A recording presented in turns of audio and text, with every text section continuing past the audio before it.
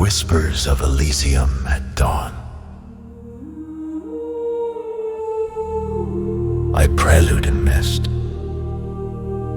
The dawn was a fragile thing, unfurling like silk across the valley with tendrils of golden light, weaving through a blanket of fog.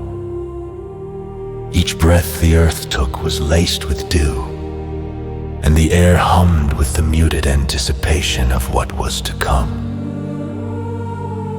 Cassius, the Roman centurion, stood at the valley's edge, his eyes tracing the slope of the land where shadows clung like specters reluctant to yield to daybreak. His armor, gleaming and austere, seemed to capture the morning's burgeoning light, a beacon amongst the phalanx of soldiers gathered in silent ranks behind him. This place, a realm where earth kissed the heavens, seemed to pulse with ancient memories, whisperings only the earth itself could recall from times beyond human reckoning. Cassius closed his eyes, shutting out the tumult of preparation, the scraping of metal against metal, the murmurs of warriors reciting their own invocations. It was here, in this hallowed alcove of mist and memory, that he sought the counsel of those who had walked the paths of fate before him.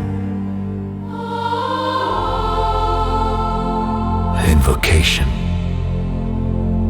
of the veil. He pierced the veil between worlds with a heart full of yearning, raising his hands to the sky where the first thin strains of sunlight refracted through the mist, creating halos of iridescence. Cassius whispered a prayer, a melody woven from the threads of desperation and hope, a tapestry of words he had crafted in the quietude of countless nights. O spirits of the ancients, he murmured, his voice a tender supplication. You who tread the starry paths of Elysium, lift your watchful gaze upon this humble son of Rome. Stand beside me as I walk into shadowed fields.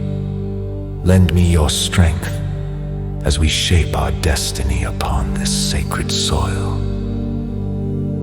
In the hushed breath of morning, he could almost feel their presence, a tingling in the air, a whisper in the fog.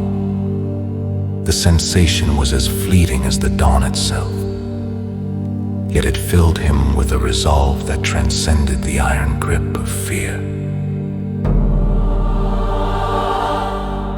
Cassius opened his eyes to the unfolding panorama.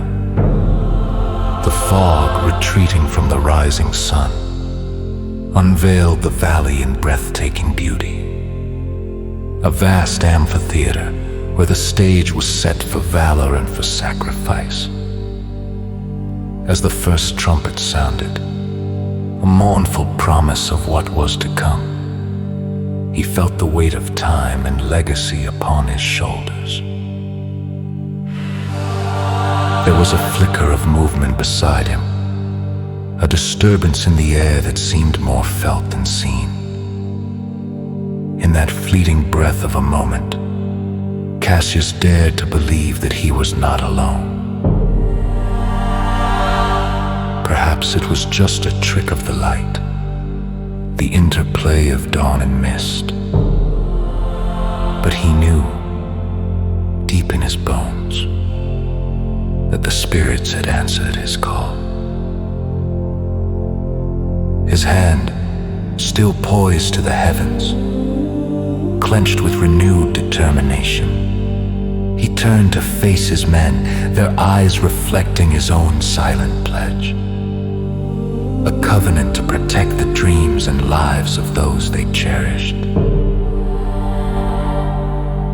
As the first spear tip of sunlight pierced the horizon, The army surged forward, a living tide of purpose and courage. Each footfall resonated with the earth's heartbeat, and Cassius led them with the certainty of a man who walked with the ancients. The valley echoed with the clamor of steel and cries, a testament to the indomitable spirit of those fighting for life amidst the embrace of death. The battle unfolded like a tempest, furious and unrelenting. But within its chaos, Cassius found a profound calm. Each stroke of his sword, each command shouted above the din, carried the weight of every prayer he had whispered into the silence of night. He moved with an almost ethereal grace, as if propelled by unseen hands, guided by whispers, carried on the wind.